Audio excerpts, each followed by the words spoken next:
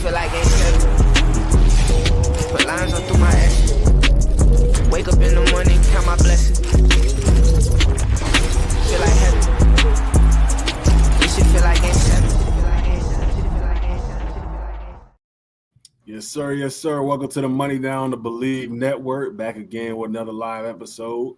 Appreciate everybody tapping in with us. We do have a giveaway going on, so make sure y'all join the giveaway. We got a few more days to enter that.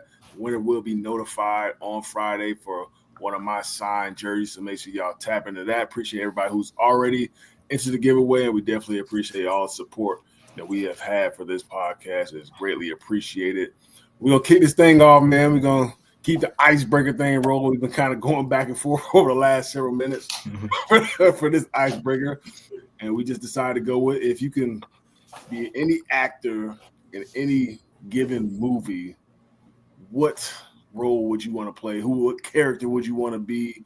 And why? I mean, I'm still trying to decide my answer on this. I'm gonna let y'all tap in with it. Go ahead and kick it off, huh? All right. I'm stuck between two. I got a couple too. I would either say Denzel and Equalizer. Okay. I think that's fire. I think Denzel played incredible in all the Equalizers. So I'd say Denzel in the Equalizer series, or I would say Keanu Reeves and John Wick, boy. Hey, John Wick go crazy. The Baba Yaga, boy. That boy go crazy. Man, that's crazy, fam. I'm gonna go either. You took John Wick. I'm gonna say Neo in the Matrix, fam. Neo is that boy. And then, bro, I could really go Denzel with a couple characters. I fool with Training Day, and I fool with American Gangster. Y'all know American Gangster, one of my favorite movies. Yeah.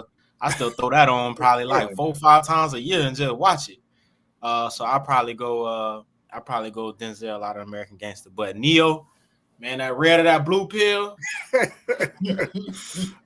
Neo kicking ass too. For me, it's tough. I'm gonna go to a sports movie. I play Boobie Miles in Friday Night Lights. I love Boobie Miles in that movie. He had that aura, had that cocky confidence, everything going on. Obviously, everything was trending in the right direction for him throughout the entire movie. They end up getting hurt, end up really, never really getting to that NFL level where, his dream actually where it wanted to be. I felt like that's one of my favorite sports movies of all time. So playing Boobie Miles in that would have definitely been dope, man. I thought he did an excellent job portraying him in that movie. So I think playing Boobie would have been a ton of fun because Texas high school football, which is still great right now, but back then it was serious. So, it really was serious. So I think that'd be the character that I would love to play, man. But that was definitely dope right there, man. We're gonna continue with our top fives at the different positions in the NFL, and we gonna go to a not so flashy position right here with our top 5 offensive linemen in the NFL. To me, this was kind of difficult too. I know I said tight end was pretty difficult, but I think when it comes to offensive line, everybody has their own different opinion of what they like in their offensive linemen. So if any of y'all want to kick it off, I mean, I got my list ready. If y'all ain't ready for, gotta go, bro. I got mine too. But you got it first. You kick off. All right, kick it off. My number one, I'm going with Quentin Nelson for the Indianapolis Colts. I like this dude. He's aggressive. He's physical. He sets the tone at the offensive line position. The Colts haven't been that great over the last couple of years, but whenever you watch tape on this dude, he is nasty, and that's what I like in my offensive lineman. Number 2, it's tough. I'll probably go Trent Williams. Trent Williams. What he brings to the table. He's obviously a little bit older now, but they got this dude getting lined up at a wing position at tight end, sending him in motion, decleating dudes. I mean, obviously, when he's healthy and when he's on, he's definitely top tier around that list. Number 3, I'm gonna go Penei Sewell. I like Penei Sewell out of Detroit, man. I know he's a little bit younger, but this dude, he's freakishly athletic. He's strong. I mean, he's getting in that category too. They're doing some different things with him at the offensive line position. Getting him out of space and performing at a high level. Number 4, it's tough. I'm gonna go with my guy Joe Tooney, man. What most people won't put my guy Joe Tooney on their top 5 list of offensive line, but reliable, versatile, could play every position on the offensive line. Just got traded to the Bears. I'm not sure why the Chiefs ended up trading him. I'm not sure why we ended up, getting rid of him in New England. Just always available. Versatility is there. He's just one of those guys. Number 5, get tough at that number 5 position. I think I go Lane Johnson, number 5. I'm about to say Lane Johnson. He's that dude look crazy for real. When you really look at him, but huge at the tackle position, physical. That whole Eagles offensive line, those dudes look like they, some mega stars out there. But he definitely sets the tone for that football team. So I go Lane Johnson. Yeah, I actually do have Joe Tooney in my top 5, but I get there. I want to say number 1 for me, I gotta go Big Trent. Big Trent Williams can do so much with him in the offense. Been able to do so much. Big vet, like no pushover. People talk about his toughness all the time and the things that he can do on the field. So definitely Trent. Number 2. I'm actually a big fan of Quinn Miners with the Broncos. Young guy, young interior offensive lineman, and has been very good at the position since he's been in the league. I think he's been, was this year 3? Now he's a young guy, right? Yep. I think he went to UW Whitewater. Apparently he wasn't on the map at first, and then made a name for himself at the Senior Bowl. Ended up getting drafted, and has been very good for Denver, right? Number 3 for me, I would say Tristan Wirfs, again, another young guy doing really well out in Tampa. I think it's a few guys I could have put on my list. As we all could have, but I was bouncing around with a bunch of guys. Tristan Wirfs for sure. Strong guy, very reliable. Number 4, I got Joe Tooney. I had him at 5 at first, but I got Joe Tooney at 4 just because of his veteran prowess, man. He's a guy that's got longevity in the league. He's, Super Bowl champion, like brings that vet experience, did very good in Kansas City. And I think he's going to do a very good job with, bringing some very needed experience to that Chicago Bears front, right? And bringing a Super Bowl winning mentality, right? I ain't saying the Bears are going to win a Super Bowl anytime soon, but to teach those young guys that they got over there, and even some of the vets that they have that haven't tasted success, right? A guy that has been there. And then number 5 for me, that's tough, bro. I got a couple honorable mentions, though. I ain't gonna lie, I'm gonna throw them in there. But number 5 for me, I'm gonna go with, I like Penei Sewell, man, in Detroit. Very reliable offensive tackle, bro. Again, another young guy. I got a few young guys in my list, but guys that they jump off the car for you, right? Obviously, the job that they do isn't flashy, but they're in every conversation when you talk about top offensive lineman in the league. So, big fan of Penei Sewell and what he's doing out in Detroit as well. My honorable mentions I got throw out there. Obviously, Lane Johnson, crazy for leaving him out of the top 5. And I'm gonna say Quentin Nelson too, bro. Quentin Nelson with the Colts, bro, nasty. Oh, so this ain't my expertise. This y'all boys, Lane. But coming in at 1, I'm gonna go Lane Johnson, bro. Right? Like I just remember, looking at the stats, I think he went a long period of time without giving up no sacks. And y'all know how hard that is in the NFL, especially when you assigned to. You ain't blocking, the pipsqueaks, right? Like you coming in the meeting and you got TJ Watt this week. You got Myles Garrett. You got the top dog. So figure it out. And he's been doing it consistently. 2, gotta go Big Trent. You talked about it, James, how they've been able to just use him as a key piece and put him in all type of places on the field that I would consider is a cheat code, right? Like there's no way he should be allowed to motion and do all this crap and get an edge on linebackers, corners, whatever it is. He just depleting people. It's not fair. 3. At 3, I probably would go. I know his first name's Jordan. I don't know how to say his last name in Philly. Mulatto. Jordan Mulatto. So him, super. I know rugby background, right? Like it's yeah, right. It's just crazy when you see these guys. When you see these guys as big as they are, they're not supposed to move like that. Like, you know what I'm saying? And they kind of do a lot of the similar things they do with Trent with him. I'm not saying they motion him and whatnot, but he pulling and he's not somebody that you want to see, coming off the edge. The next guy, is Lermy Tunsil still a top dog in the league? He's still a good football player. He's still a good football player, right? I know he had a run where he was really probably one of the best offensive linemen in the league, and I'm still gonna go with him. I know last year it kind of was a little hard for them to block for CJ, but I know the year before that when CJ was turned up, he was a big part of that. And then the last guy I'm gonna go with. Penny Sewell out of Detroit. I think he's made all our lists. But another guy, right?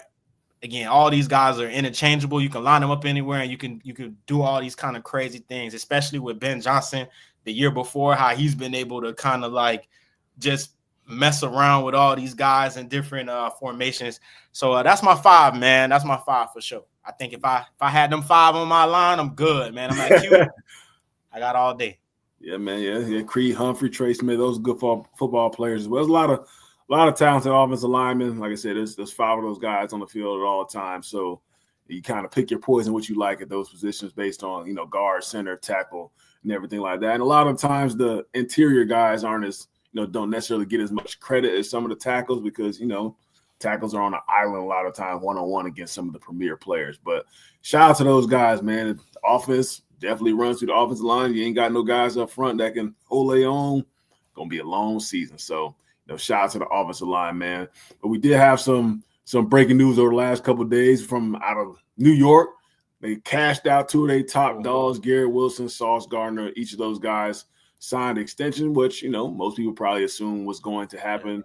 Each of these guys after 3 years in the NFL have been pretty much top tier players at their position. I know Sauce's year last year wasn't as great as the previous, but he's a good football player. You got to be able to keep these cornerstone pieces within your organization, especially, in New York. They've kind of been, teeter-tottering over the last couple of years, trying to figure things out. Got a new coach this year.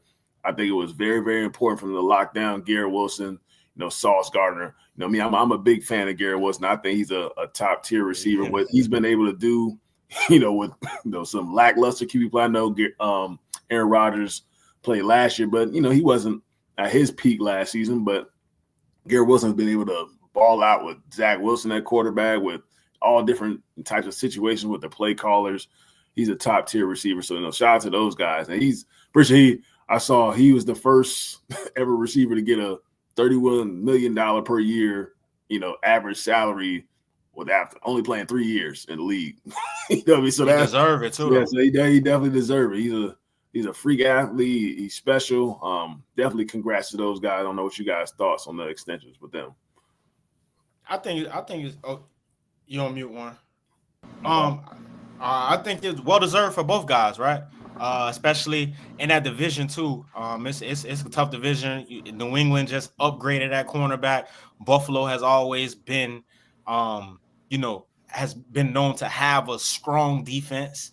And then even in Miami, right, just how they've been able to construct their defense, kind of been on a down, but they've had premier corners between Jalen Ramsey, and then now they get Mika back. Like they're all these teams in that division have a strong secondary, so you need a true number one, and that's what G Will is, right? Like you go out, put him out there, I don't care who it is, and tell him go win. And if you're the Jets, you like him, winning his more reps than losing. And the same thing with Sauce. Yeah, we all know at corner, right? You have those up and down years, especially when the league, how it's formatted nowadays is made for guys to throw for 250, 300 yards a game, and just the amount of the way he's been able to stay consistent, even in the first couple of years, and even I want to say what he run defensive rookie of one defensive rookie of the year, and then jumped out the gate as an all pro, right? Like that's unheard of too. So both guys well deserving.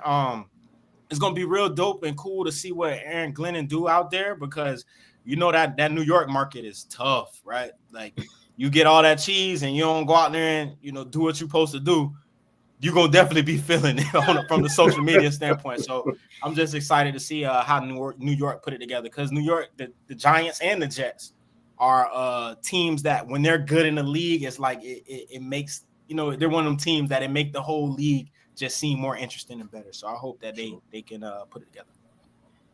No, I agree with what both of y'all said. I think that's great for the Jets organization. I mean, you got two key franchise pieces. I mean, Garrett Wilson, I think is elite and can definitely be your number one, which he has been obviously for the Jets. You get him a good quarterback under him. I think he is a consistent, 1,200 yards a season. And then on the other side of the ball with Sauce Gardner, I mean, you got some. I mean, you see nowadays like corners are 6 foot plus, rangy, can move, fluid. Like that's what you get with Sauce, right? Like you get a guy that can guard the big receiver, right? Obviously, you would like to see him stay healthy. Have some hamstring injuries and things like that. But that's a guy that's gonna, as long as he stays healthy, he's gonna get you longevity. He's gonna be able to create turnovers. And he's gonna shut down a side of the field. So I mean, I think that's great for your defense. You got your offense and your defense got two great like landmark pieces. Hey, question right quick: Are they in the same draft class? Like, did they have two number ones? Yeah, that same year? draft class. Yeah. Damn. Who was they fired the GM from? Yeah. GM. He hit. He hit on some. He hit. You want to talk about hit? He hit. He just missed on the most important thing, the quarterback. Yeah. That's why they own him. But he definitely hit on a ton of picks. The Zach Wilson one was definitely a stretch. And obviously the kid had plenty of talent, arm talent, all that, a lot of potential. All in the same class? Not Zach may have been in a different class as Garrett Wilson, but he might have got drafted the year before. Then Garrett Wilson got there. But yeah, I think they just missed with that. To me, they put him on the field too early when it came to that. He should have never been starting from day one. He put a little too much pressure on the kid. Maybe if he sat back for a year or two and then got his opportunity, maybe things could look a little bit different.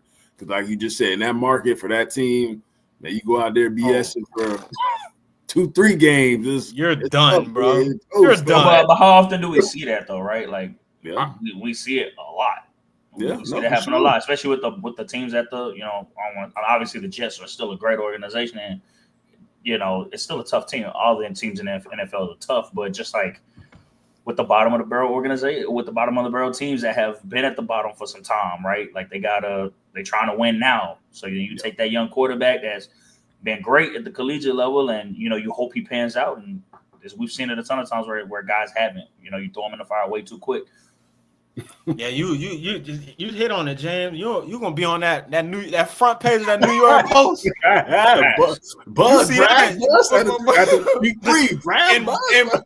and big red letters too. They see that in California and Seattle. Getting your jersey burnt first year. Man. But I'm looking at that draft. I'm looking at that draft class, bro. The only Trevor Lawrence went number 1, right? I mean, he really. I like T-Law, but he's still got to put it together, right? Zach Wilson went 2. Trey Lance went number 3. Justin Fields, Mac Jones, y'all. New England drafted Mac Jones, and then that's it at first. That's it at quarterback in the first round. So I mean, that's a miss, but you would have missed. Fam, if you would have drafted anybody else, was gonna miss. I mean, I was gonna say you think about it. What was it? 4 to 5 quarterbacks you named. 4 to 5 quarterbacks you named got thrown in the fire like immediately. And now, obviously, you go back. I mean, you think about Mac Jones. I mean, that's an amazing organization, right? Being in New England, who has won year too. A lot. Yeah. You got big shoes. You got big shoes to fill and all that stuff. Coming out. Following Tom Brady and whatnot. But I mean, 4 of those 5 quarterbacks right away. Yeah, that was a bad time in the league too, bro. All of them on different teams too. All on different teams. Lawrence, that was a bad year. That was a bad year for the league. It's tough. I think it all comes down to development too. I mean, obviously, some of those guys maybe shouldn't have got drafted where they got drafted, but you gotta have some patience with some of these dudes. You get that. Like they get that new toy, like, all right, we got you gotta use that mug. Like, I ain't sitting in the box, boy. Acting like YNs, boy. That joint ain't sitting in the box. Hell no. Got to crack this thing open right away.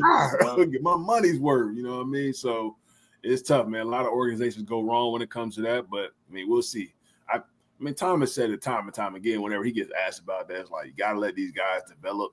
Especially with some of these offenses that these dudes are running in college, they're not asked to really do too much. The OC or whatever has full control of what's going on, get you in the perfect play, and then a lot of these dudes got top tier talent around. It's like, if this dude ain't open, then I'm gonna just throw to the other, number one receiver on the other side. Like it ain't too complicated for these dudes. The NFL, it's definitely tough, when it comes to playing that quarterback position. But speaking of quarterback, you go ahead. No, I just want to add too, like from the standpoint of the defenses, bro. Yeah. I don't think no quarterback, maybe other than like maybe Tom, Aaron Rodgers, like you face Spags in Kansas City. That man will be in cover two in a zero look. Like ain't no quarterback from college ever seen anything like that. So you can't expect, and it's not only him in the NFL from a defensive coordinator standpoint that can draw up all these exotic blitzes and coverages. It's a lot of them doing that. So it's one of those things where if you might have one or two quarterbacks that come in the league ready right away, but other than that, we gotta give these guys a chance to develop. Mm-hmm. Speaking of quarterbacks, we had, I'm pretty sure it was last week, Kirk Cousins came out. I think he had an interview of some sort and said that he was misled by the Falcons in free agency. we always in some. It's always something. What's that? I certainly, if I had the information around free agency, it would have affected my decision. I had no reason to leave Minnesota. With how much we love to hear that both teams were going to be drafting the quarterback high, I've always learned in my 12 years that you're not entitled to anything. It's all about earning your spot and proving yourself. Which I think all he's saying is like, had I known, they had intentions of drafting the quarterback, which Minnesota definitely did too. They drafted JJ McCarthy. He said he probably would have preferred staying, in Minnesota than up and moving, thinking he was gonna, be the guy for, the Falcons. But it's the NFL, man. You know what I mean? He was the guy. Right? you go ahead, so. And I fool with Captain Kirk, but you was the guy, fam. Yeah. Like we gave you a long time. It was a couple games. It's like, right, he's just not himself. Like I get it, you coming off an Achilles, but there's like multiple games last year where you could tell he was scared or nervous to plant that back foot and push off of it and throw it. So it's crazy to me that you come out and, obviously it's Netflix series, you got to make drama and all that stuff like that. But it's crazy that you come out and say that you would have stayed in Minnesota because it probably would have. It wasn't the opportunity, of getting a chance to beat a guy. Yeah, we gave you the keys from day one. And you know what I'm saying? Like, don't get me wrong, he kept us in the fight, but it was a couple games last year that we could have for sure won. It's just you could tell that mind battle that come with that Achilles injury, he was fighting it, and it didn't work out. And we got a young buck who he probably gonna get us in the same, we're gonna be in the same position at the end of the game. We're gonna be in it. Go ahead and throw him out there. So I don't know. Come on, man, Kurt. You've been doing this for too long. This damn near the same situation with like RG3 in Washington. You know what I'm saying? As far as like they gave Robert the opportunity and chances, and it might have been some stuff going on in the locker room. But once Kirk got his opportunity and he went to playing how he played and became Captain Kirk, he took the job. Like Kirk know better, bro. Get to the back end, Kirk. Come on, fam. Just coast on out of this mother. You done hit the league for $1 billion. $1 billion. You done hit the league for $1 billion, bro. I ain't tripping if I'm him. I mean, obviously we know you getting towards the end of your career. You making like 40 M's to hold that clipboard. That's the best. Hey, bro, no, still the checks. I ain't mad at that. Ain't mad at it at all. I'm vibing on that sideline. No, let's go, Mike. Hey, I got the headset on and all. QB band. What play we running right now? I'm about to say, James, you said it earlier, bro. Like it's the NFL, bro. It's a business, and you're coming off an Achilles injury, which, like, we've seen what Achilles injuries have done to people, bro. You're not the same all the time, bro. It's one of those things that it's hard to bounce back from. And they gave you the keys to the ship, right? Like, you're the guy, as Breeze was saying. Like, they made you the guy. It's not like you had to come in and battle for a position. They gave you $100 million contract. You were the guy. Now, coming off of last year, which wasn't your great year. Obviously, you're at the end of your career. You've been in the league 12 years. I'm not saying that you can't continue to produce, but for a lot of quarterbacks, like that's the end of the road at some point. And so these teams have to prepare for when you get ready to walk out the door, and that could be next year, that could be the year after that. Obviously, you yourself want to continue to play, but another injury, that might be curtains, things like that. And it's not like Achilles can't be re-injured. Achilles can easily be re-injured, right? So obviously not wishing that on the man, but it's just like you got to know. Minnesota did the same thing, right? They drafted J.J. McCarthy. I mean, they were preparing themselves for when you was getting ready to leave or when they were getting ready to, cut ties. So it's a business, bro. There's not a lot of unless you TV 12, bro. I don't know if you're getting the love in terms of or Pat Mahomes. I'm not saying that he's not that that elite, but what I'm saying is like it's only a select few players that get the love like that where it's gonna be longevity. Like it's a business, man. Do y'all think he's looking at? Because I know for a while Minnesota was in the hunt to sign Aaron Rodgers, right? Coming off an Achilles. Do you think that kind of maybe is like what he's comparing himself to? Because he feels like maybe he stayed in Minnesota, even with them drafting JJ, he probably would have been the starting quarterback for another 2-3 years. Yeah, I mean, I don't. I mean, he would have been in a better situation. Obviously, been in the same system that he had been in for a couple of years. He got Justin Jefferson. It's like why go to another team if the Minnesota Vikings are going to pay me a similar amount of money? Why am I going to up and move? At this point in his career, which he's saying, look, my family, we was happy there. My kids are there. We were good. I mean, I had no reason to up and leave unless. Yeah, I mean, I would have stayed if I had the option. I mean, I don't know if Minnesota exactly wanted him or whatnot. I don't know what the situation, really came down to when it came to his contract. But I mean, if I was him, if the contracts were even remotely close, I would have stayed. I'd have stayed 1,000%. I mean, you got arguably number one receiver in the league. You got a great number two receiver, Jordan Addison. You got T.J. Hawkinson, and you got a great play caller as well. I mean, that's an easy choice for me. I would say you competitive. You had success in a competitive division too. You was having success, and the city loved you at that point. Y'all don't do us like that. That ain't easy. Now we got some weapons in the A. Nah, don't. No, it's not anything against Atlanta. It's just like you were balling in that system, and you have good talent around you. Like if they gonna give you a remotely close contract at this stage in your career, it's like why even? What I mean? Why up and leave? That's really my opinion. Y'all know my favorite. Y'all know my man, Kurt Fuller. You know what? Get that man $100 million coming off on a torn Achilles, bro. You talking about you misled, bro? Give me $100 million. Give me $100 million. Misled. Get out of here, bro. You misled us. That's what you did. Y'all remember how happy I was? That sounds personal. It's not personal. I'm joking. He came out firing. That boy had like 500 early on, boy. Hey, bro, he had a game where he threw for 500. Yeah. Was it? Who was it? It might have been Tampa or somebody else. Y'all was five, whatever it was a shootout. He cooked against Philly early. Like I thought we had a chance of actually. Man, talking about misled. You misled us, motherfucker. That's what you did. You misled my fantasy team. That's what he did. Kurt got me, boy. After that thing was ghost, boy. After that 500 yards. I wonder what Kurt was doing in the A, man. He probably eating too much chicken wings. He probably he got a chain request. My dog was at the strip. Damn, what he had? What he was doing? Swag surfing, man. Kurt funny, dog. Listen, Kurt, you full of. Cut it out, bro. Cut it out. Oh man. Yeah. Some other NFL news, man. So sent this in the group chat, man. We had the Arizona Cardinals. They're offering fans an opportunity to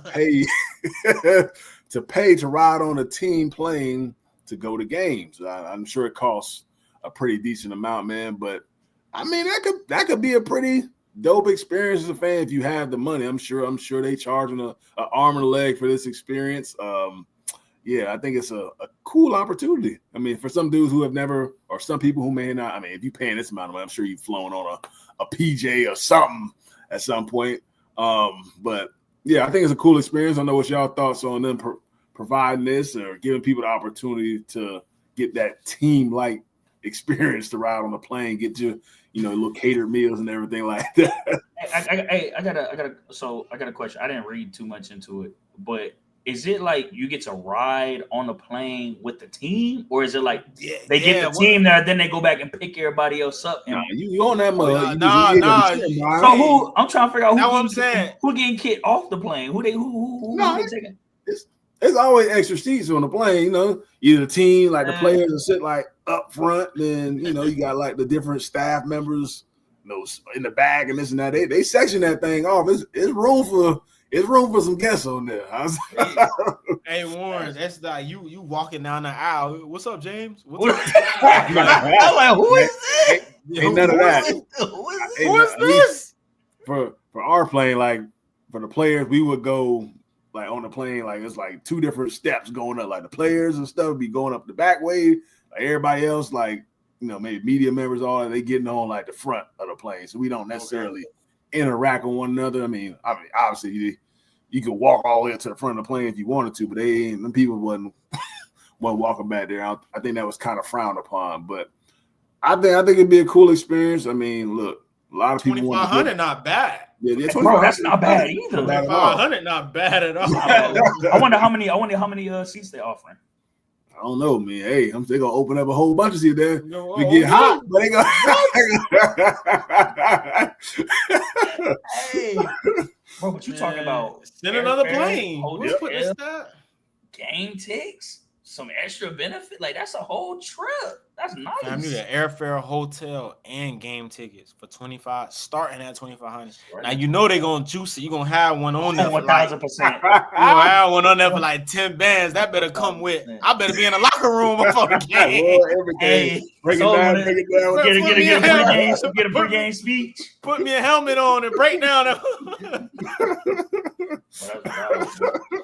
Bro, man, that's too. I wonder if that's like a. I wonder if that's like find a way to make that money, dog. I wonder if that's like a fan satisfaction or like, you know what I'm saying? I wonder if like just over the courses of the season, try to improve fan happiness and all that stuff, right? Like, I mean, which is cool. But I mean, obviously that you get some question marks. Dang, what's going on, or where they got to offer fans to get on the plane?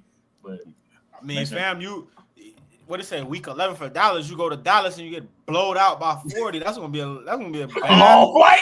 Can you imagine? Well, it's probably not a bad flight flying from Dallas. No. I'm not saying a long flight, but a long flight. You got somebody gonna say one of them fans gonna say something. I paid my 25. Yeah. I paid my $5,000. They gonna speak. And that's on the low end, fam. Imagine you spend $7,500 or something like that. You and your son, you done took you and little Johnny. You done spent 14, 15K, and y'all get gunned by 30. Oh yeah, nah.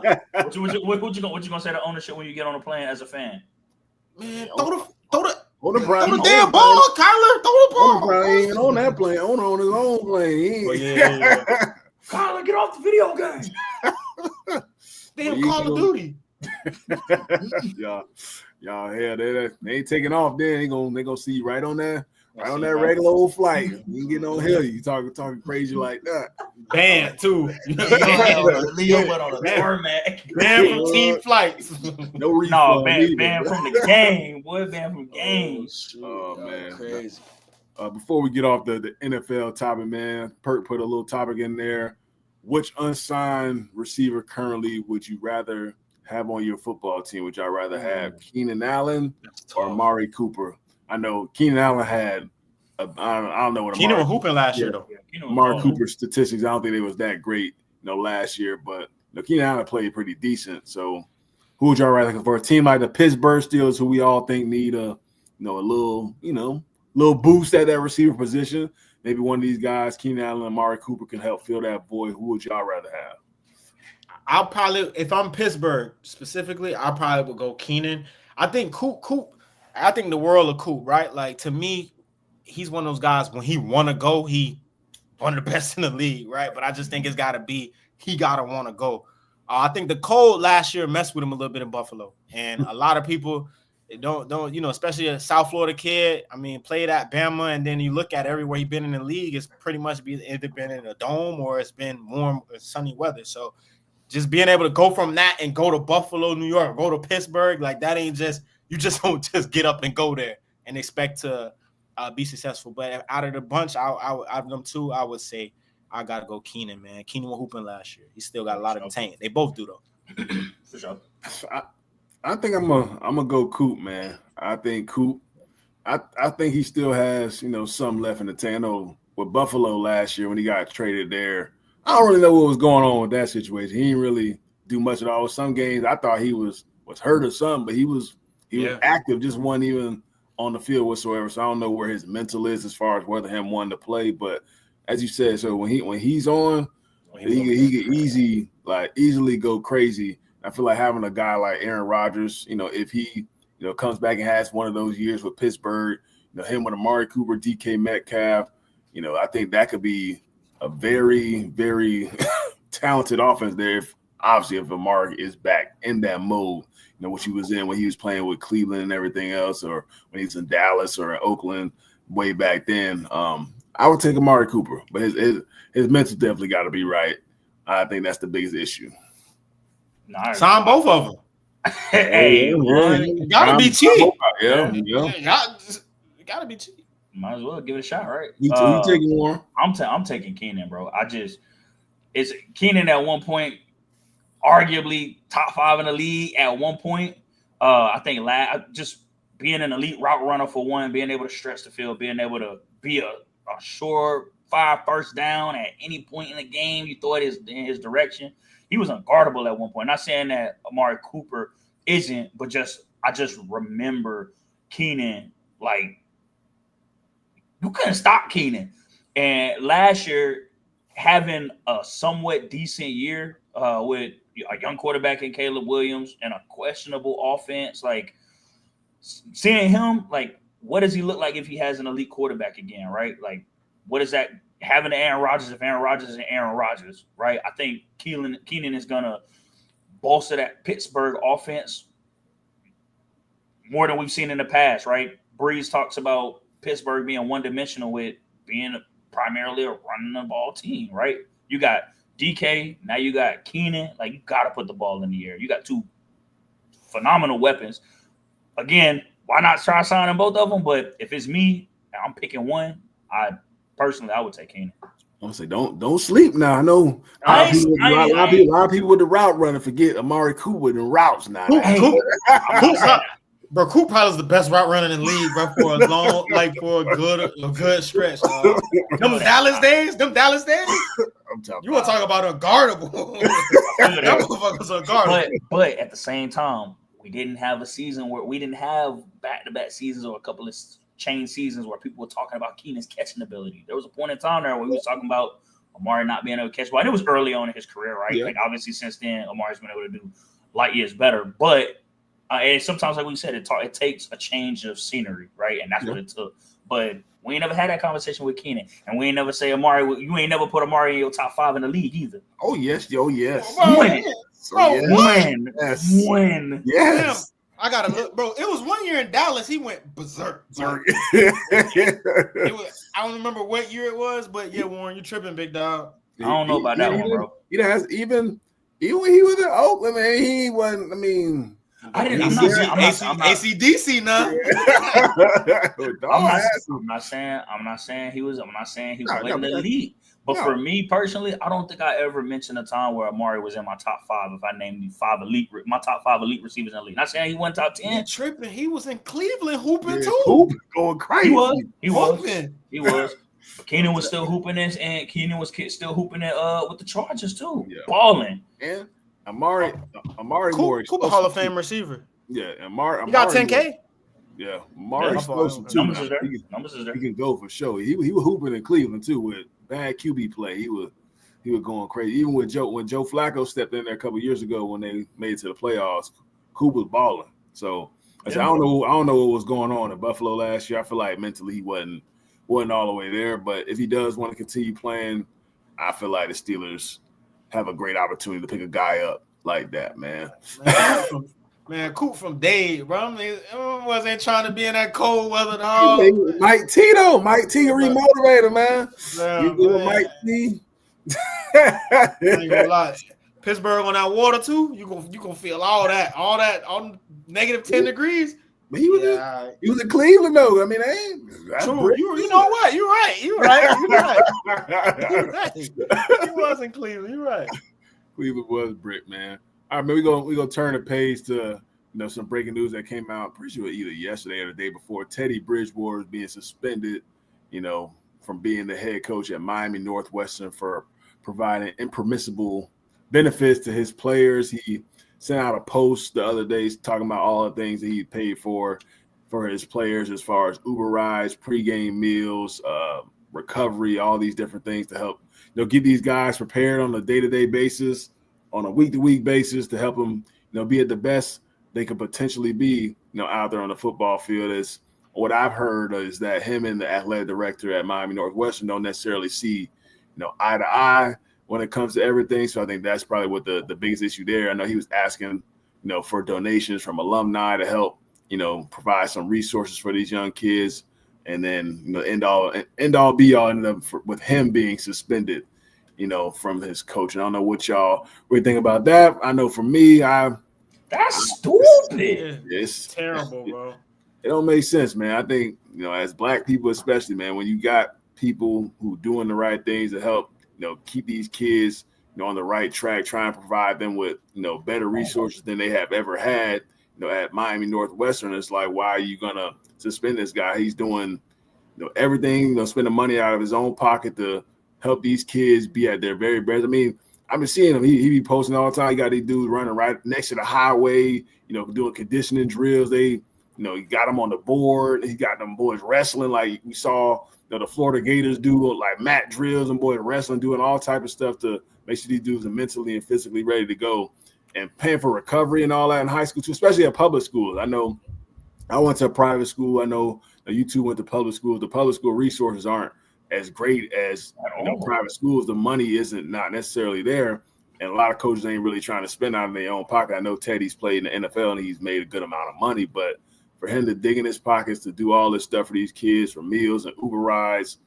I think what he was doing was awesome. I don't know what necessarily the rift is between him and the AD, or what the AD is really trying to do. Whether he don't like that Teddy asked for the donations, whether he wanted to ask for the donations versus the head coach actually doing. I think that's probably what it came down to. That you can get more than Teddy do it anyway. Yeah, y'all go ahead.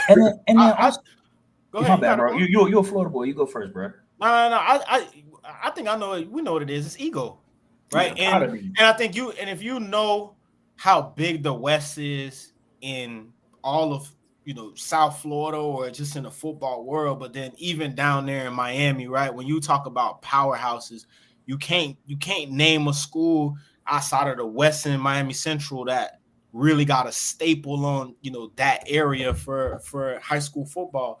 And knowing the prestige and all the history behind it, it's an ego thing, especially if I'm the AD or whatever the case may be, and I feel like this guy is trying to whatever it may be, trying to overstep and kind of, because when I hear the West, I don't even think about any AD or any. I think of Teddy Bridgewater, right, and what he's been able to do. So I feel like he probably a little jealous or whatever the case may be. And my thing with that is, bro, I don't want to curse up, but you're a grown ass man, bro. Get out your feelings when it comes to that, right? Like at the end of the day, it's supposed to be about the kids.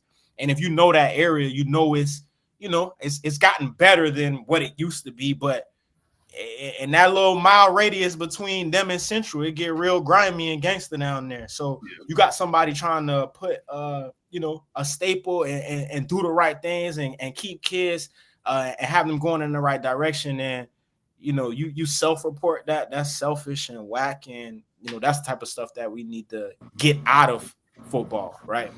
So I could go on and on about it because you got so many big time players that's come out of that school.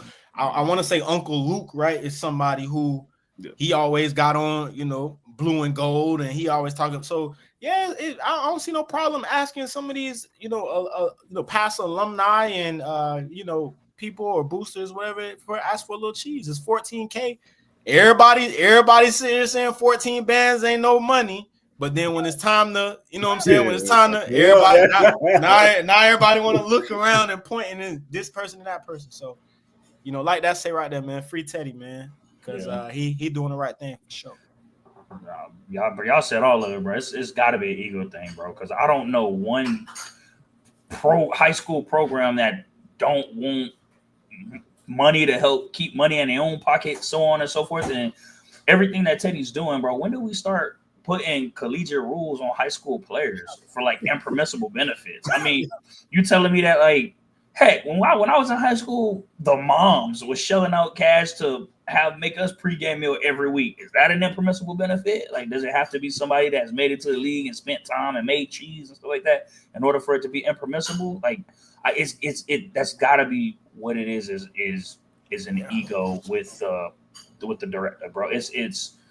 It doesn't make sense because he's providing for kids who otherwise may not have it. For one, you're keeping kids. You know what I'm saying? You're keeping kids on the field, off the streets, things like that. You giving them a better opportunity. You're putting money in the hands of the school. Basically, obviously, you're not giving it to the school directly, but you're allowing the school not to have to shell out money for pregame meals, uniforms, transportation, things like that. It's like, bro, like, what more can you ask for from a head coach that's giving back to his community, bro? Like that's what you want to see. Like, you hate, or schools want to hate you and hate on you when you go through the program and all that stuff, and they send you out that mail and say, "Oh, want to give back," and everybody telling them no, right? Like, places don't like that, but now you're gonna be upset when you get a guy that comes back to give back to his community and shells out plenty of enough cash to keep money in your pocket as a program in a high school. Like, brother, what more can you ask for? And are giving your kids better than what they've had in the past. Delivering championships, right? Because did he win a state championship? 1 year. One year, 1-1. Bro, like, what more can you ask for? Like Breeze was saying, like, it's hard to win in the state of Florida, bro. It's and it's hard to do it twice. Like, they breed ball down there, so it's like it's got to be ego. Yeah. My thing with that too is, like, one. Like, I seen there was a couple times like Tyreek Hill pulled up to practice or something like that. Like, those kids don't get that experience if Teddy not there.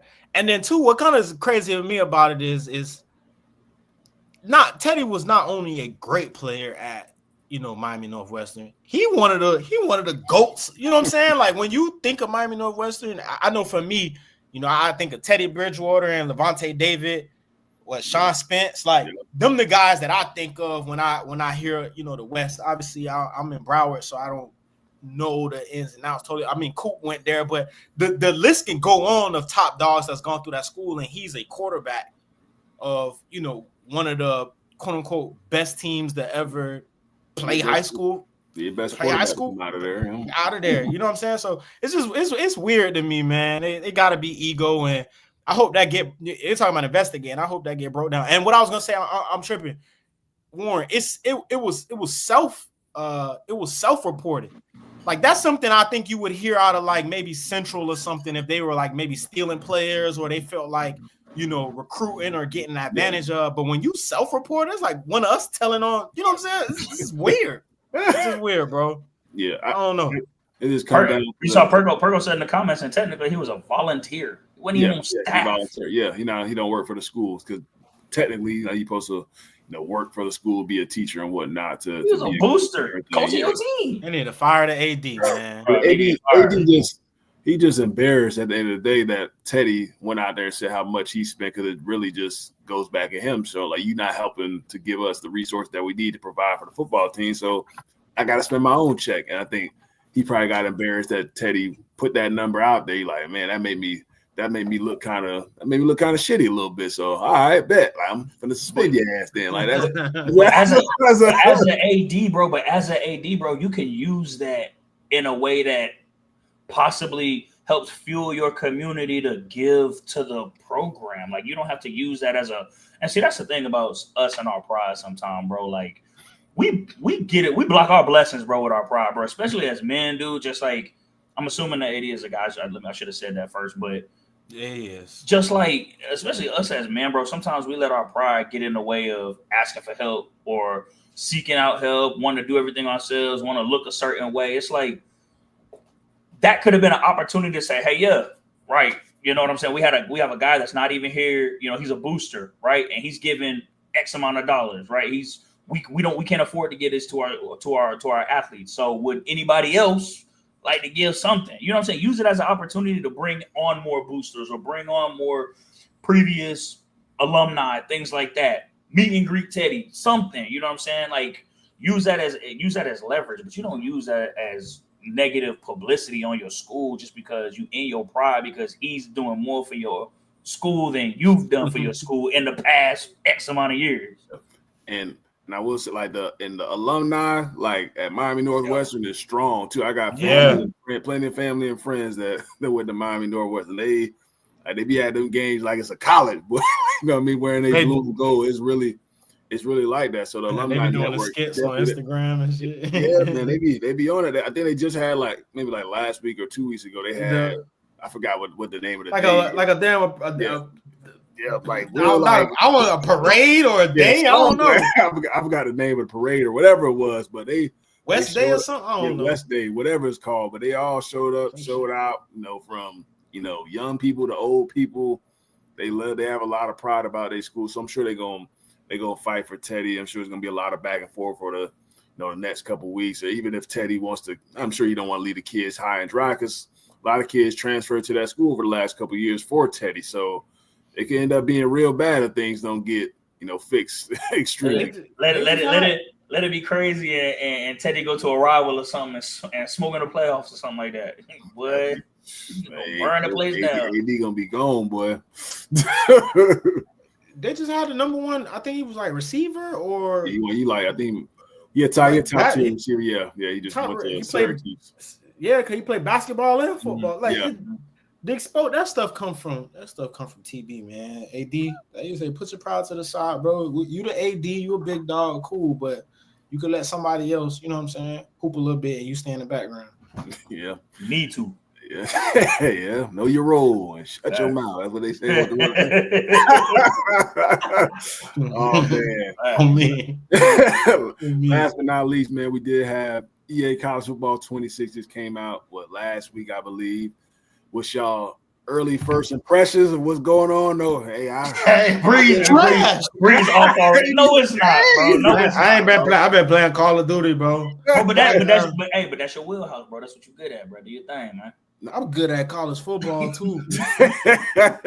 Damn game be cheating, bro. So I'm gonna wait, bro. But y'all go ahead. Y'all loving the game, so I'm gonna let y'all have it, bro. Hey, man. I think it's definitely better than 25. I think they made some improvements there. I think last year was a little bit more arcadey, although I still think it's a little bit arcadey. But that's a video game when it comes down to it. But then the gameplay is pretty smooth. The defense is better than last year. It was hard to make any stops, last year on defense. Now the guys aren't making, crazy interceptions like they did last year where, middle linebacker and guard from 5 yards to 35 yards down the field and jump up and make an interception.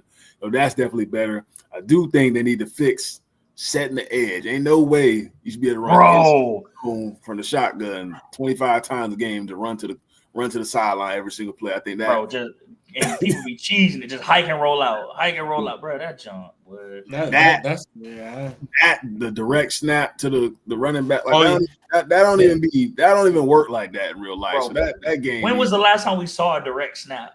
And then you just run to the outside. When was the last time we saw a direct snap? Like, honestly, I agree with you, though, bro. Nah, I think that needs to be fixed.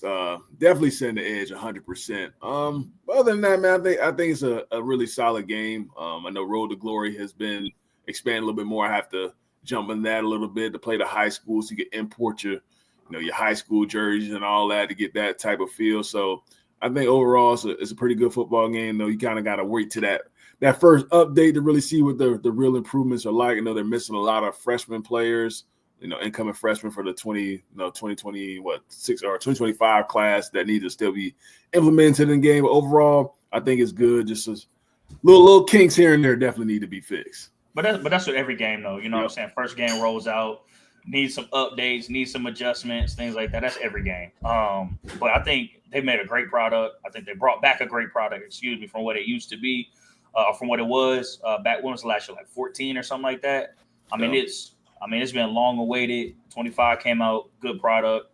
26 came out, you expected some improvements. We did get improvements. Again, I agree with you. Setting the edge. We've been seeing this stuff online about the way people look and all that junk. That's the funny part. But nah, man, I think the defensive mechanics are a lot better. You can adjust people's like depths and things like that on the fly. I think that's really cool. Substitutions on the fly in game without having to go through the whole ball change, depth chart, stuff like that. So, or do it in a play selection. I think that's real cool.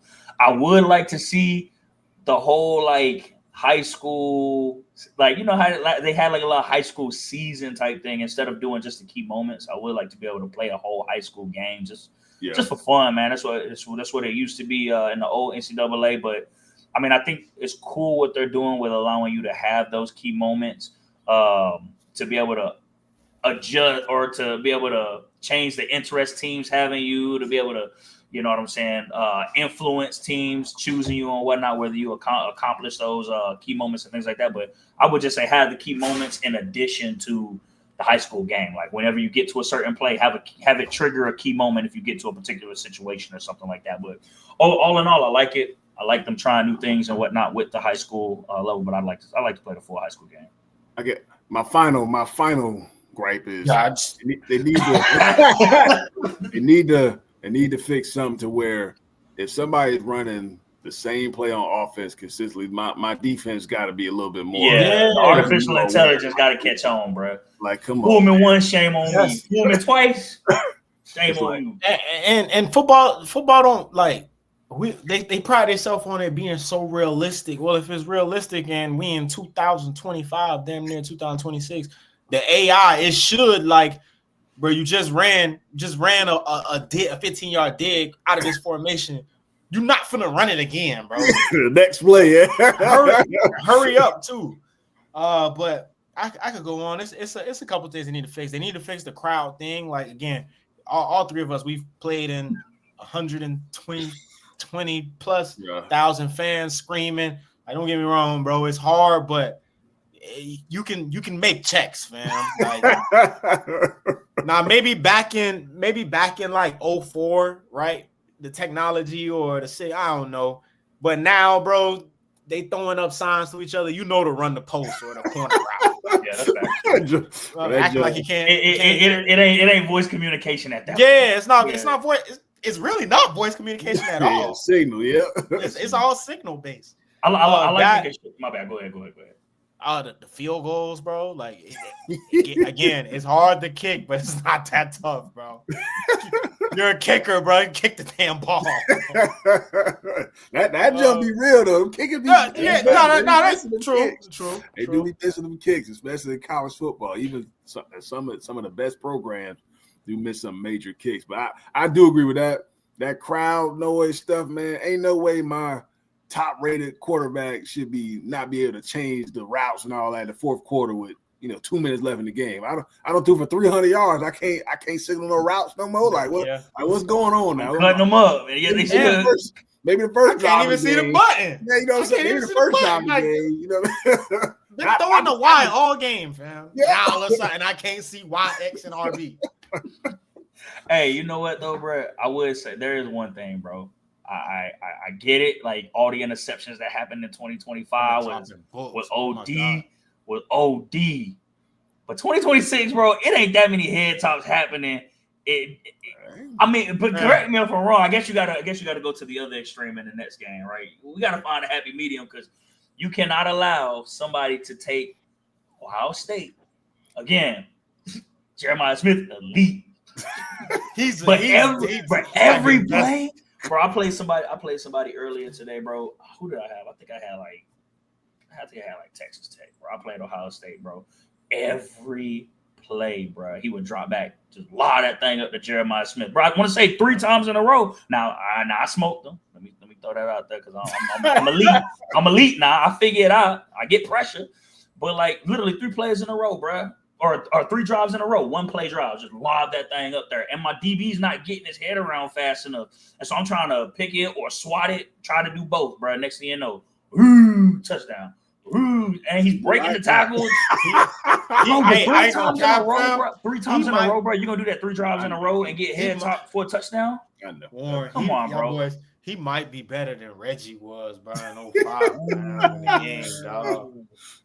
Bro, he's and don't get me wrong, rightfully so, right? He's a menace. But damn, like, bro, come on, bro. That's bro. That's so deep. That's so deep, bro. I mean, I get it once. Maybe you can do it once a quarter. I get it. But 3 drives in a row, bro, in the first quarter, like, bro, that don't make no sense. Yeah, my last straw was a couple nights ago. Y'all, I sent the rant. It was we know. Yeah, that was my last straw. The play before, he threw the ball and my defender literally turned his head, dropped the pick like it hit him in his face, dropped it. The next play of the game, he did a little scramble where he scrambled like to the bottom of the screen and throw a perfect post route, bro. I rage quit and everything. I didn't play that shit since. I ain't seen a dog since, man. Nope. Y'all think I'm playing? I got a little stress. A little stress there, bro. But he ain't finna have me. You about to have me finna break something. Bro, that's hilarious, dog. The scrambling and the perfect passing out of the scrambling. Ain't no way you gonna just say hut and then just run to the sideline every single play. This ain't little league. So people be spamming that. So I know it's a video game. It's got to be some little arcadey type stuff to it. But come on now. I would say, like you said, especially that inside zone, bro. Inside zone bounce. Right. Like, man, like let me have a set to where I can set the edge or something, force everything back inside. A lot of people would be in trouble. If they couldn't bounce the ball outside every play, they'd be in trouble. They ain't really reading that. They just run to the sideline. Kind of is what it is. But overall, man, I am enjoying the game. I know we had a lot of issues. So it's hot with him for right now. We'll get him back right, man. I said they can take my little 90 back, fam. Refund. But Call of Duty gets you hot too, though. So I mean, facts. Come on, bro. He ain't quitting that though. No. I ain't gonna lie. I think that thing pumping my blood, fam. No, my dog, the best of the best of the best, sir. Oh yeah, but man, we appreciate y'all tapping into the live episode once again. It's on a Tuesday today, but appreciate y'all tuning in. Keep liking, keep subscribing. Make sure y'all join the Money Down Discord. And if you haven't entered the giveaway for one of my signed jerseys, please do that. Just got to comment on one of our latest YouTube videos and jump into the Money Down Discord. But like I said, we appreciate the love. Keep liking, keep subscribing. Peace. Appreciate you.